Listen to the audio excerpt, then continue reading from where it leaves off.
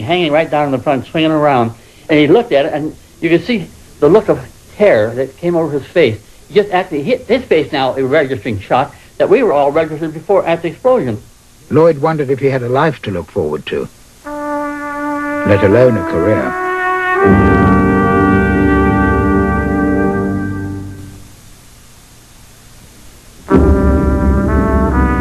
Harold Lloyd's career seemed to have reached a catastrophic end after the explosion. An end foreseen, strangely enough, in one of his old comedies. He was not depressed. He was just like the usual Harold. You would never find Harold in any emotional state of any kind. Flowers and cards poured in from Roscoe Arbuckle, B.B. Daniels, Mildred Davis. We knew that wouldn't be the end of his career. Just to have your fingers blown off? No, not Harold. As his wounds healed, his enthusiasm returned. If he couldn't act, he could always direct. He was determined to make bigger and better pictures. Strolling down Broadway on a trip to New York, Lloyd saw his name in lights at the Strand Theatre. The title couldn't have been more apt, nor the sight of the crowds better for his morale. Back in Los Angeles, he picked up where he left off. If we enlarge the frame, we can see that in this early scene, his right hand is normal. After his accident, there's something odd about it.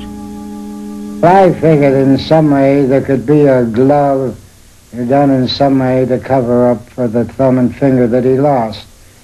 And when I thought of gloves, I thought of Sam Goldwyn, who was a glove salesman to start with. Goldwyn recommended a firm which created a remarkable glove, fine-fitting, with two fingers stitched together, inside which was a false finger and thumb. The leather was stretched tight over the hand. When the hand moved, the missing fingers appeared to move normally with it. Once it was covered in makeup, the device was hard to spot, even if we enlarged the picture. Appearing in Haunted Spooks was a small boy, Ernest Morrison, known as Sunshine Sammy. Actors in blackface had been the rule until Roach brought Morrison to the studio. There was no prejudice in Hal Roach's studio. I didn't even know I was a black person.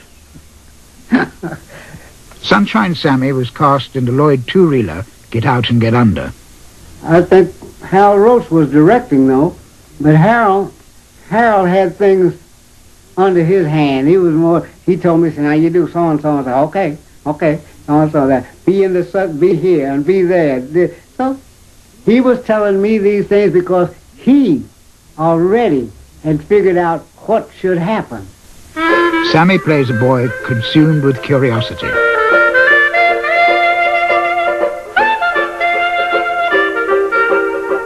He'd have been kicked out of the picture by the old Harold Lloyd, but the new Harold plays with him.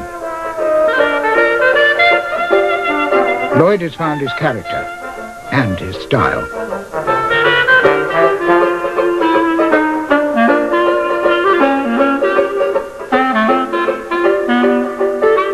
Everybody around him loved the man. He was that sort of person. When you looked at what he had done, if it wasn't a big laugh, you had a big smile on your face.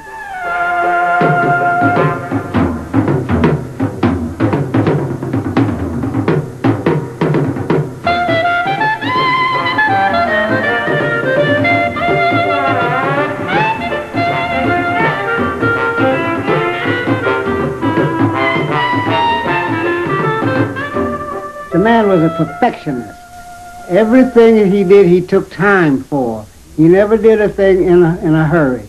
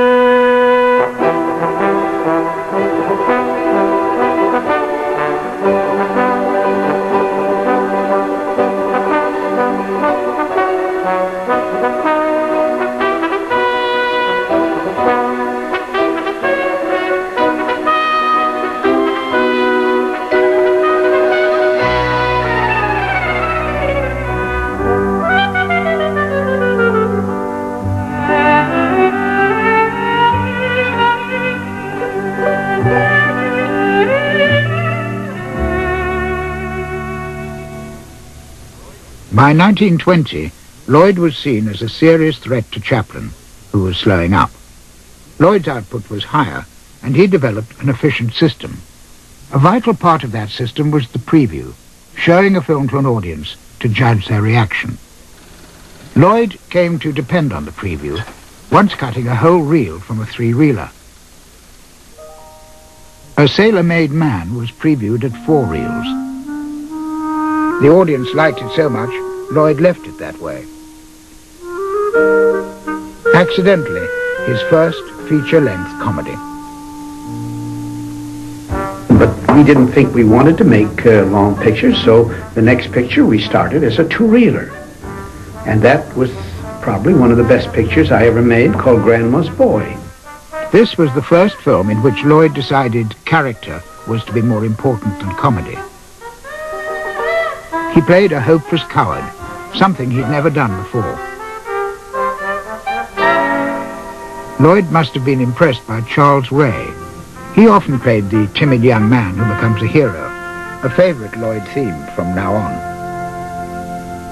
Harold's grandmother gives him a talisman belonging to his grandfather. It had made him a hero of the Civil War. It was an idea that I'd had, Mind Over Matter, and I'd had it for a couple of years. And the theme was so strong, and in order to develop it, we never felt that we could do it just as in 2 reels, so it went on and on and on, and finally it became 5 reels. We previewed it in Pasadena. As soon as we went where he's doing it straight, the audience lost all interest. And it took us a long time to get them to laugh again. And just as we got them laughing, then we go into this other chase, which is dramatic. Stop laughing. They walked out, it was nothing. He was so disappointed because he thought he was going to be able to, get a big hit out of being a dramatic actor. The film had a flashback to the Civil War.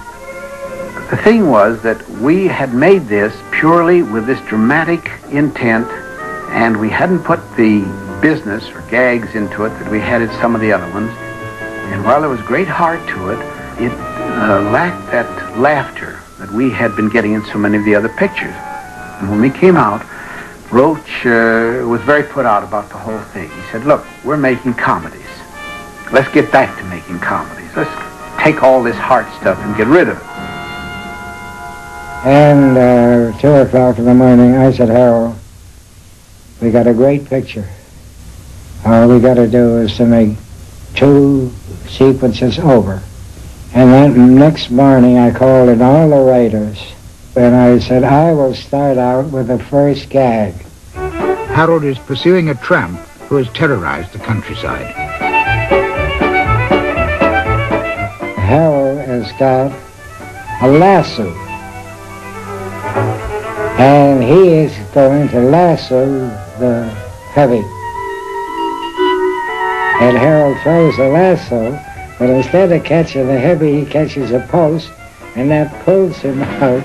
So now he's alone with a guy that he's scared to death of.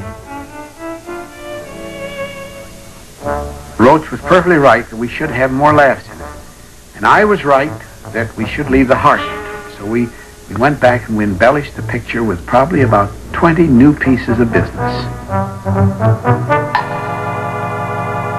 Harold Lloyd was not a comedian, but he was the best actor to act the part of a comedian of any person I ever saw. Harold is wearing his grandfather's suit, which he suddenly realizes is full of mothballs.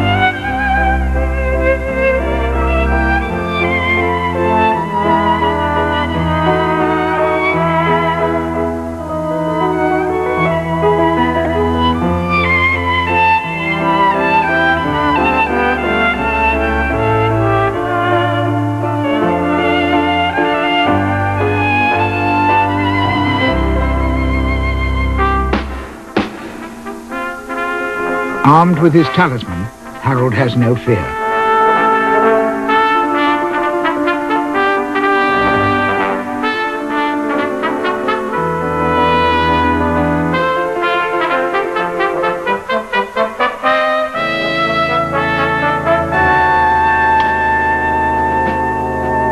Not until the very end does Harold learn the talisman is a fake. The courage is within him.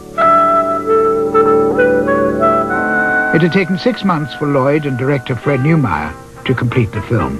It was a huge success. Chaplin and Keaton praised it highly. So did the critics. It launched a new style of feature comedy.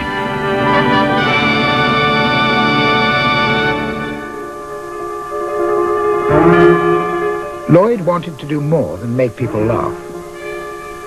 In his next feature, he tried out an idea on 8-year-old Jack Davis.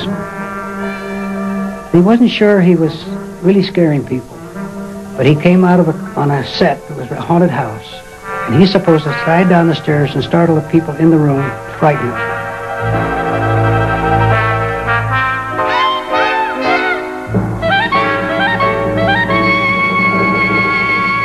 And he put me there. This was not shooting. We're on film.